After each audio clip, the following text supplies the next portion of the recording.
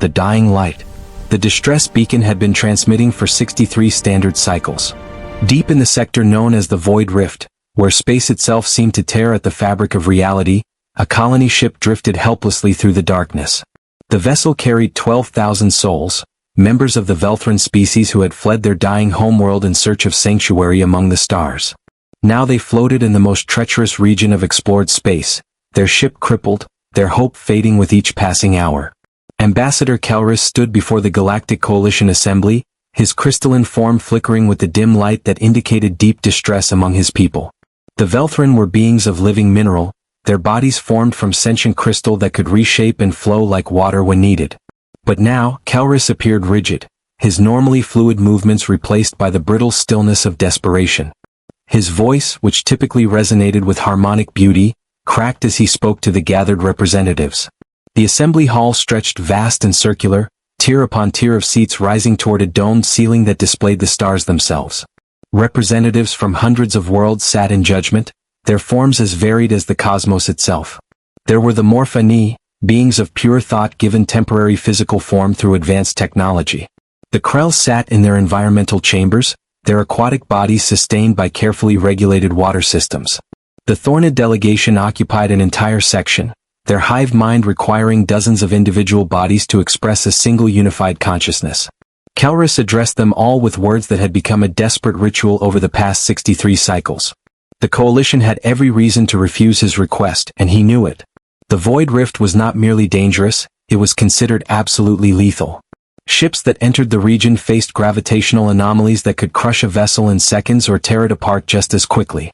Radiation storms swept through the area with no warning, intense enough to fry every electronic system and kill any organic life within minutes. The very structure of space itself was unstable, creating pockets of altered physics where the laws of nature no longer applied in predictable ways. The Coalition had lost 17 rescue expeditions to the Void Rift over the centuries. 17 times, brave crews had ventured into that hell to save others, and 17 times, only silence had returned. After the last disaster, when an entire battle group of the Krell Imperial Navy vanished without a trace, the Coalition had passed Resolution 447, which declared the Void Rift a forbidden zone. No rescue operations would be authorized. Any ship that entered did so at its own risk, and no one would come looking for survivors. The resolution was not cruel, merely practical. The Coalition existed to preserve life, and sending rescuers to certain death did not serve that purpose. Better to accept the loss of one ship than to lose many in a futile rescue attempt. The mathematics of survival dictated that some sacrifices had to be made for the greater good. It was cold logic, but logic nonetheless. High Arbiter Zenthas, leader of the Council, regarded Kelrus with multiple eyes that reflected genuine sympathy. The Arbiter was a Qualix, a species that resembled what ancient humans might have called a dragon, though their intelligence far exceeded mere animal cunning. Zenthas had served the Coalition for 300 years and had presided over countless tragedies. The weight of those decisions showed in the way his scales had dulled from their once brilliant gold to a tarnished bronze.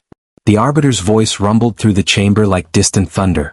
He spoke of the mathematics of loss, the calculations that showed sending rescuers would only multiply the tragedy. He spoke of the 17 previous expeditions, of the thousands who had died trying to save others from the Void Rift. He spoke with compassion and with firmness, and when he finished, the decision was clear. The Coalition would observe a moment of silence for the lost Velthran, but it would send no rescue mission. Kelrus felt his crystalline structure begin to fracture. Among his people, such physical breakdown indicated a psyche under unbearable stress. He was literally beginning to shatter from grief. 12,000 lives, including his own daughter and her newly formed family unit, drifted in the darkness waiting for help that would never come. The beacon would continue to transmit until the ship's power finally failed, and then there would be only silence. Another tragedy added to the long list of victims claimed by the Void Rift. He turned to leave the assembly, his movements slow and grinding, when a voice cut through the silence. The voice was not loud, but it carried a quality that made everyone stop and listen. It was the sound of absolute certainty, the voice of someone who had already made a decision and was simply informing others of what would happen next. Captain Sarah Chin stood in the observation gallery, a section of the assembly hall where visitors could watch the proceedings without participating. She was not supposed to speak. The human delegation, still new to the Coalition with only 12 years of membership, did not yet have a vote in assembly decisions. They were observers, learning the ways of galactic governance before being granted full participation rights. But Captain Chin had never been particularly good at following protocols that resulted in unnecessary death. She was a woman of average height by human standards, which made her relatively small compared to many of the species present. Her dark hair was pulled back in a practical bun, and her uniform bore the insignia of the Terran Exploration Corps.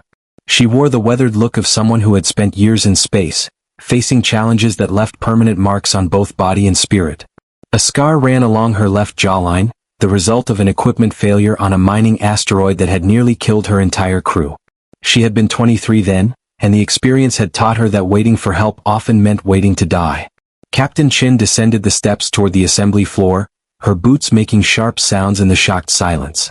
Protocol officers began moving to intercept her, but human ambassador Marcus Webb waved them off.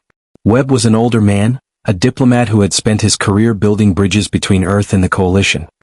He recognized the look in Chen's eyes and knew that attempting to stop her would only create a larger incident.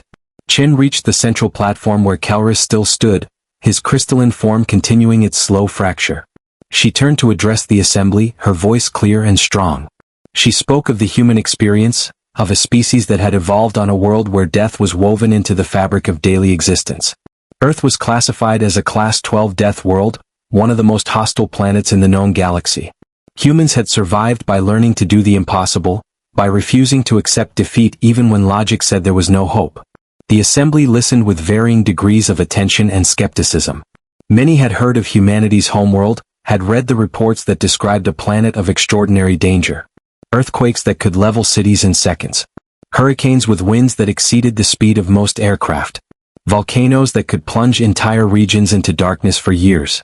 Oceans filled with predators evolved to perfection over millions of years. And perhaps most remarkably, the humans themselves, creatures that had clawed their way to dominance not through physical superiority but through stubbornness and adaptability. Captain Chin spoke of human history, of the countless times her species had faced extinction and survived through sheer refusal to give up. She spoke of ancestors who had crossed frozen wastelands and burning deserts, who had sailed across vast oceans on primitive vessels made of wood and cloth, who had climbed mountains tall enough to pierce the sky simply because those mountains existed. She spoke of the human ability to look at something impossible and see only a problem waiting to be solved. High Arbiter Zen thus regarded her with ancient eyes that had seen civilizations rise and fall. He spoke carefully, explaining that courage was admirable but insufficient against the realities of the Void Rift. Mathematics did not care about determination. Physics did not bend to willpower. The rift had destroyed species far older and more technologically advanced than humanity. What made humans think they could succeed where others had failed? Chen's response was simple and devastating in its directness. She explained that humans had learned something during their millions of years of evolution on Earth. They had learned that survival often came down to who was willing to try when everyone else had given up. They had learned that the difference between the possible and the impossible was often just a matter of perspective. And most importantly, they had learned that sometimes the correct response to overwhelming odds was not to calculate the probability of success but simply to begin moving forward and solve problems as they appeared. The Perseverance was docked at Coalition Station 7, a massive orbital platform that served as humanity's primary diplomatic and commercial hub in this sector. The ship was not large by Coalition standards, barely 300 meters from bow to stern. It had been designed for long-range exploration and resource survey missions, built to enter regions where larger vessels could not operate effectively. The hull was covered in scarred armor plating, evidence of encounters with asteroid fields, radiation storms, and the occasional hostile encounter with species that did not recognize Coalition authority. Chin informed the assembly that her crew consisted of 42 humans, all volunteers who had spent years working in the most dangerous regions of human-controlled space.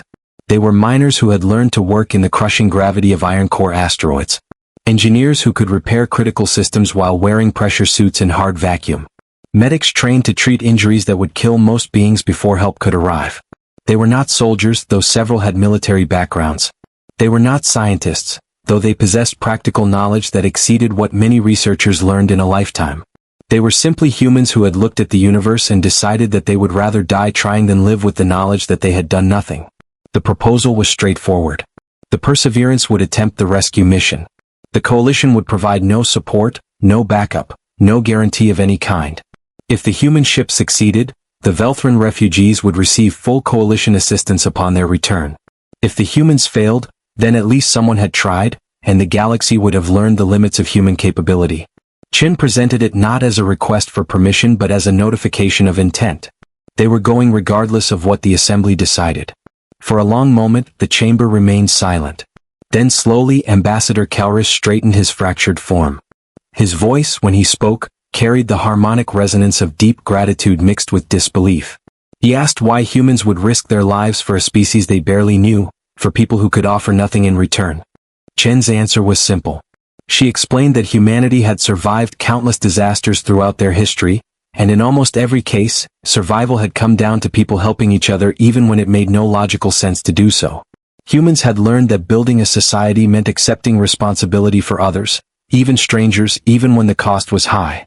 She spoke of an old human concept, that we are all part of something larger than ourselves, and that turning away from those in need diminished everyone. The Perseverance launched from Coalition Station 7 6 hours later. Captain Chin sat in the command chair, surrounded by her crew. First Officer David Martinez occupied the navigation station, his hands moving across holographic displays that showed the route to the Void Rift. Chief Engineer Patricia Okonkwo monitored the power systems from her station, ready to divert energy wherever it was needed most. Medical Officer Dr. James Wu prepared his bay for potential casualties, knowing that if things went badly, he would have more patients than he could handle. The crew was quiet as they left the safety of the station and began the journey toward the Void Rift. They knew the statistics. 17 expeditions, 0 survivors. But they also knew something the Coalition did not understand. Humans had built their entire civilization on the premise that statistics could be wrong, that the impossible could be achieved, that there was always a way forward if you were willing to look hard enough and pay the necessary price. As the Perseverance accelerated toward the rift, Captain Chin activated the ship-wide communication system. She spoke briefly, reminding her crew why they had volunteered for the Exploration Corps in the first place. Every person on board had joined because they wanted to push boundaries, to go places others feared to travel, to prove that humanity's reach could exceed their grasp. This mission embodied everything they believed in. The response from the crew was immediate and unanimous. 42 voices confirmed their readiness.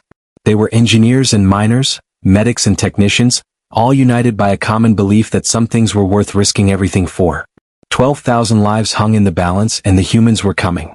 The galaxy had declared the rescue impossible, but humanity had never been particularly impressed by what others considered impossible. The Perseverance plunged forward into the darkness, its engines burning bright against the cosmic night. Behind them, on Coalition Station 7, beings from 100 worlds watched the human ship disappear from their sensors. Some prayed to their various deities for the humans' safe return. Others simply marked the time and prepared to record another tragedy in the long history of the Void Rift. But everyone watching knew that something significant had just occurred. For the first time in galactic memory, someone had volunteered to enter the Forbidden Zone. The Deathworlders were going into the shadows, and the universe held its breath to see what would emerge. Through the shadows. The Void Rift appeared on the sensors 48 hours into their journey, and even the most experienced crew members felt their breath catch at the sight. It was not a rift in the traditional sense, not a tear or a hole. Instead, it was a region where space itself seemed to rebel against natural order. On the main view screen, the area appeared as a churning mass of colors that should not exist together, purples bleeding into greens that shifted to shades the human eye had no name for. Lightning arced between invisible points, each bolt powerful enough to vaporize a small moon. And beneath it all, a darkness so complete it seemed to absorb light rather than merely reflect none. Captain Sarah Chin stood on the bridge of the Perseverance, her hands gripping the railing that separated the command platform from the crew stations. She had seen dangerous regions of space before. She had navigated through asteroid fields so dense that collisions seemed inevitable. She had survived radiation storms that had turned the ship's hull into a temporary oven. She had even once piloted through the outer edges of a collapsing star's gravity well, racing against physics itself to escape. But the Void Rift was something else entirely. It was not just dangerous, it was actively hostile, as if space itself had become aware and malevolent. First Officer David Martinez ran constant sensor sweeps, trying to map a safe path through the chaos. His screens showed data that contradicted itself from one second to the next. Gravity readings that spiked from zero to crushing force with no transition. Temperature measurements that ranged from absolute zero to star core heat in the space of a few kilometers. Spatial dimensions that seemed to shift and fold in ways that violated every known law of physics. He had been navigating ships for 15 years and had never seen anything remotely like this. Martinez called out the readings in a steady voice, maintaining the professional calm that had made him Chen's choice for first officer. But his knuckles were white where he gripped the console, and sweat beaded on his forehead despite the ship's climate control. He reported a possible corridor through the worst of the gravitational anomalies, a path that showed slightly less chaos than the surrounding space. It was not safe, but nothing in the rift was safe. It was simply less immediately lethal than the alternatives. Chen gave the order to proceed, and the Perseverance pushed forward into the maelstrom. The ship began to shake almost immediately, not the steady vibration of normal turbulence but a random, violent shuddering that made the hull groan in protest. Loose objects slid across surfaces. Crew members grabbed handholds or strapped themselves into seats. The artificial gravity fluctuated, creating moments of weightlessness followed by crushing pressure that made breathing difficult. Chief Engineer Patricia Okonkwo's voice came through the intercom from the engine room, her Nigerian accent thickened by stress. She reported that the power systems were functioning at 140% of their rated capacity, far beyond what the designers had intended. The ship was burning through fuel reserves at an alarming rate, and several key systems were showing dangerous heat levels. But Okonkwo and her team were managing, redirecting power, venting excess heat, and performing repairs even as new problems emerged. She assured Chen that they could maintain current speed for at least another 30 hours before critical systems began to fail. 30 hours would have to be enough. The distress beacon from the Harmony's promise indicated the Velthran ship was approximately 26 hours deeper into the rift, assuming their current speed held. Chen did the mathematics in her head, calculating margins and contingencies. They would reach the stranded colony ship with perhaps 4 hours of safety margin. 4 hours to locate survivors, effect a rescue, and begin the return journey before the Perseverance's systems began their inevitable cascade failure. It was tight, but it was possible. Barely. The first major crisis hit 12 hours into the rift. A gravitational wave, invisible and undetectable until it struck, slammed into the Perseverance from an angle the sensors insisted was impossible. The ship tumbled, spinning wildly as Martinez fought to regain control. In the engine room, Okonkwo and her team were thrown against bulkheads and equipment. One young engineer named Thomas Reeves hit his head on a support beam and collapsed, blood streaming from a scalp wound. But even as his crewmates rushed to help him, Reeves waved them away and returned to his station. Head wounds bled impressively but were rarely fatal, and there was work to be done. Dr. James Wu arrived in the engine room 3 minutes later, his medical kit bouncing against his hip as he ran through corridors that still shook with aftershocks. He found Reeves sitting at his console, one hand pressed against his bleeding head, the other adjusting power flow to the starboard maneuvering thrusters. Wu cleaned and sealed the wound with practiced efficiency while Reeves continued working, neither man commenting on the absurdity of performing emergency medicine on an engineer who refused to stop engineering. The ship stabilized after 8 minutes of chaos. Martinez had found a way to use the gravitational currents instead of fighting them, surfing the waves of distorted space like an ancient mariner reading the ocean swells. It was not a technique taught in any navigation school, but Martinez had grown up sailing in the Gulf of Mexico and understood intuitively that sometimes you worked with nature instead of against it, even when nature was trying to kill you. They pushed deeper into the rift and the challenges multiplied. Radiation storms forced them to seal the ship's interior compartments and shelter behind the heaviest shielding. The crew endured hours in cramped, uncomfortable spaces while invisible death raged outside the hull. Some vomited from radiation sickness despite the protective measures. Others developed splitting headaches and nosebleeds. Wu moved through the ship administering anti-radiation medications and intravenous fluids, treating symptoms he knew would only get worse the longer they remained in the rift. On the 20th hour they found something unexpected. Martinez detected an energy signature that did not match the natural chaos of the rift. It was artificial, regular, powered. Chin ordered a course adjustment to investigate, and what they found changed everything they thought they knew about the Void Rift.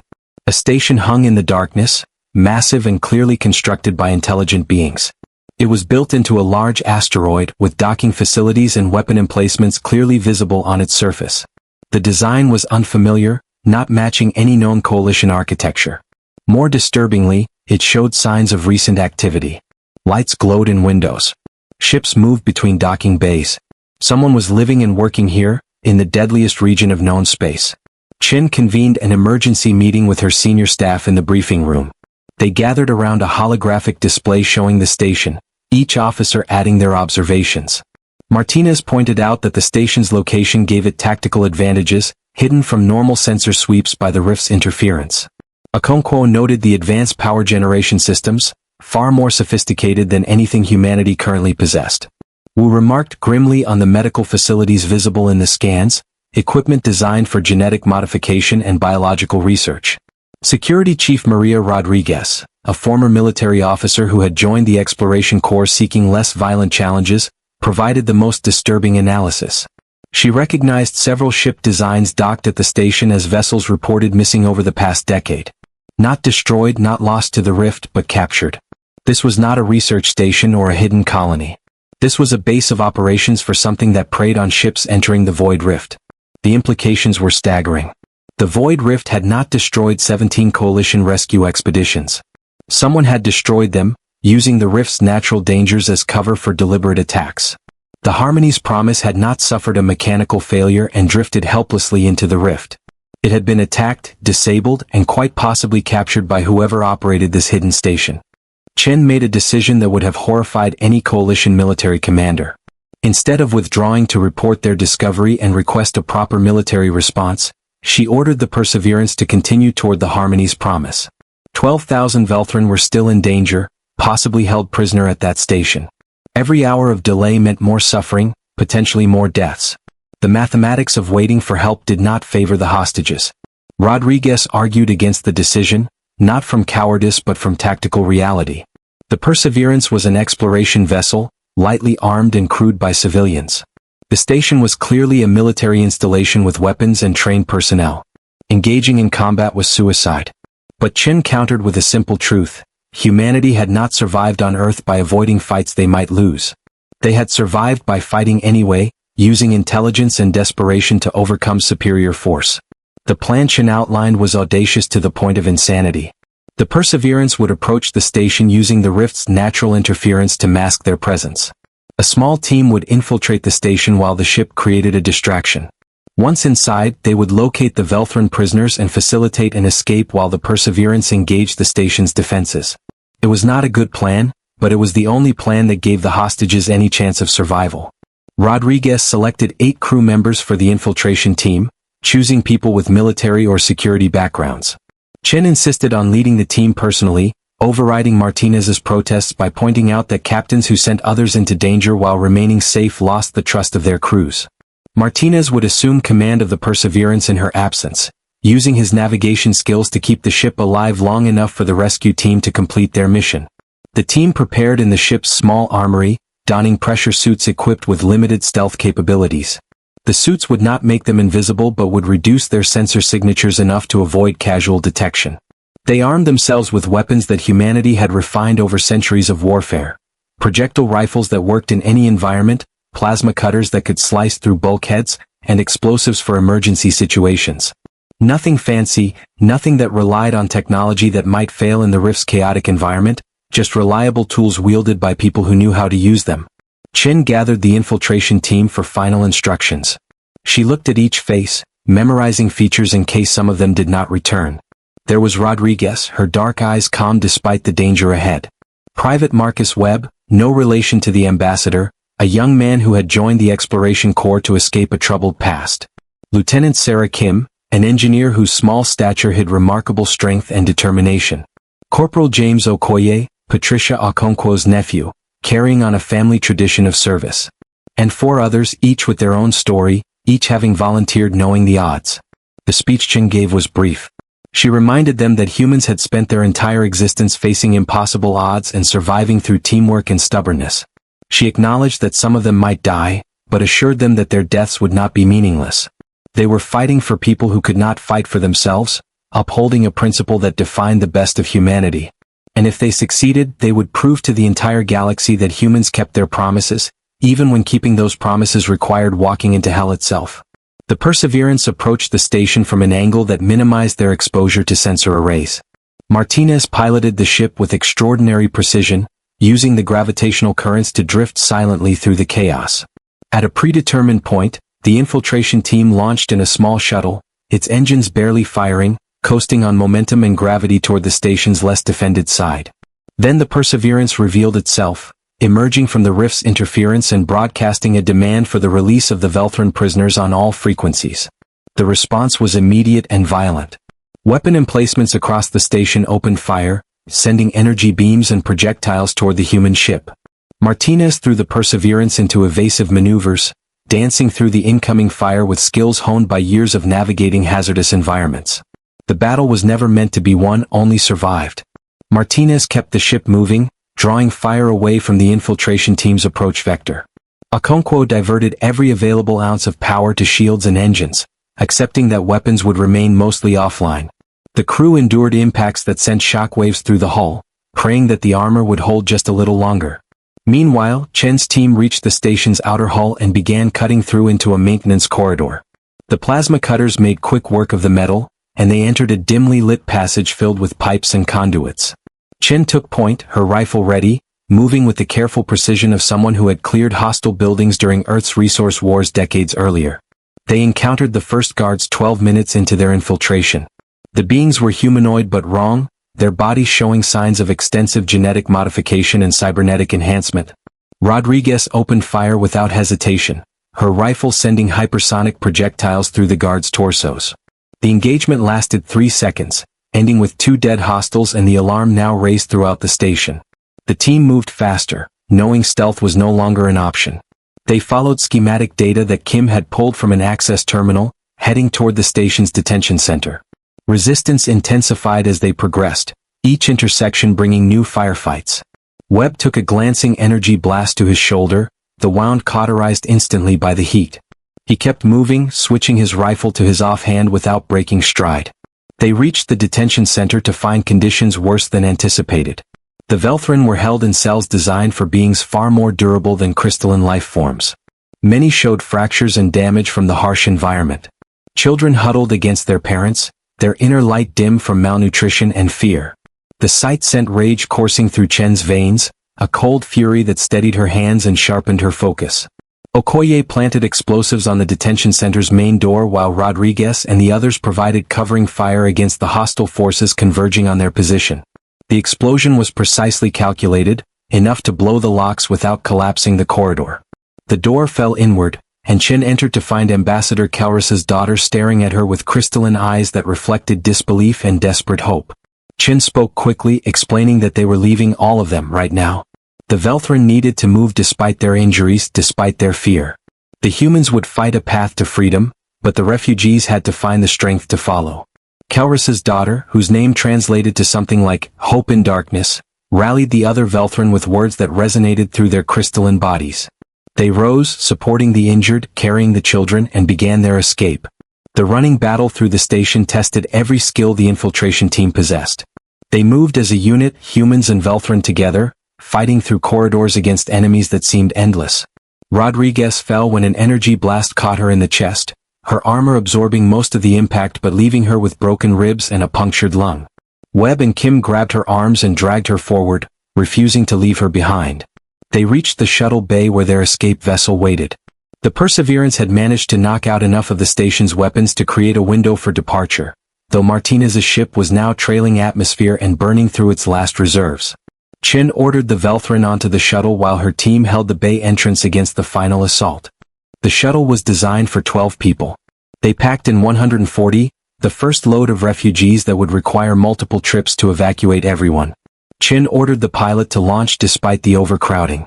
The shuttle would make it back to the Perseverance or it would not, but standing still guaranteed death. For the next 2 hours, the operation continued in a blur of combat and desperate shuttle runs. The Perseverance danced through weapons fire, its hull scarred and breached in a dozen places. The infiltration team fought with dwindling ammunition and growing injuries. But the Velthran kept coming, kept escaping, kept moving toward freedom. The final shuttle carried Chen and the last of her team along with Hope in Darkness and her family. As they pulled away from the station, Chen watched through the viewport as the entire installation suddenly collapsed in on itself. Okoye's last set of explosives, planted at the station's power core, had finally detonated. The base that had captured and killed so many over the years was now nothing but expanding debris in the void rift. The Perseverance's engines were failing as they began the journey out of the rift. Okonkwo and her team performed miracles with damaged systems, coaxing power from equipment that should have been dead. Wu moved through the ship treating wounded humans and Velthrin, working until exhaustion nearly made him collapse. Martinez piloted with numb hands, following the same gravitational currents that had brought them in, praying they would carry them out. 37 hours after entering the Void Rift, the Perseverance emerged into normal space. Coalition vessels waiting at the rift's edge scrambled to provide assistance as they detected the battered human ship. Rescue shuttles launched to transfer the most severely wounded. Support craft attached to the Perseverance's hull to provide auxiliary power. Captain Sarah Chin stood on her damaged bridge, covered in blood and soot, and accepted a transmission from Coalition Station 7. High Arbiter Zen thus appeared on the screen, his ancient eyes reflecting something Chen had never seen there before: genuine wonder. He spoke of how the entire galaxy had watched the Perseverance's mission through the limited data that penetrated the rift's interference. They had witnessed humans do the impossible, had seen them fight and bleed and refused to quit. Chen's response was brief and tired. She explained that humans had not done anything special, had not accomplished anything beyond what any species could do if they decided that some things mattered more than their own survival. They had simply refused to accept that 12,000 lives were not worth saving. Everything else was just details. In the weeks that followed, the galaxy learned the truth about the Void Rift. Investigation teams discovered evidence of the hidden station's operations dating back centuries. Hundreds of missing ships, thousands of lost lives, all victims of a criminal enterprise that had used the Rift's deadly reputation as cover. The Coalition vowed to cleanse the region of any remaining threats. But the greater impact was cultural. Species across the galaxy began to question assumptions they had held for generations. If the Void Rift was not truly impassable, what other impossibilities were simply challenges waiting to be overcome? If a small crew of humans could succeed where large Coalition fleets had failed, what did that say about the value of different approaches to problems? The Velthrin, all 12,000 of them, became the first refugees to receive full Coalition citizenship without the usual decades-long waiting period. Ambassador Kelris stood before the assembly and spoke of debt that could never be repaid, of gratitude that transcended species barriers. His crystalline form glowed brighter than it had in years, restored by the presence of his daughter and her family, saved from darkness by beings from a world of relentless light and shadow. The Perseverance itself became a symbol, its damaged hull preserved as a monument at Coalition Station 7. Future generations would visit and marvel at the small ship that had challenged the impossible and won, not through superior technology or overwhelming force, but through the very human refusal to give up when others needed help. Captain Sarah Chin returned to her duties with the Terran Exploration Corps, declining offers of promotion and honors.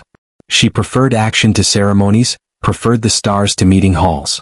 But she kept one memento from the mission, the stuffed toy that Hope in Darkness's child had clutched during the escape, a simple thing that represented everything they had fought for.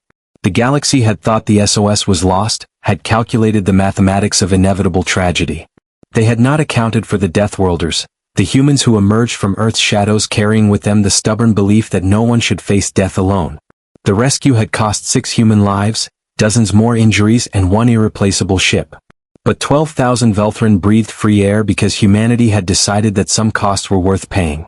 And in the darkness of space, where danger still lurked and challenges still waited, other voices now called for help with new hope. Because the galaxy had learned that when the distress beacon sounds, when all seems lost, the humans are listening. And the Deathworlders always answer.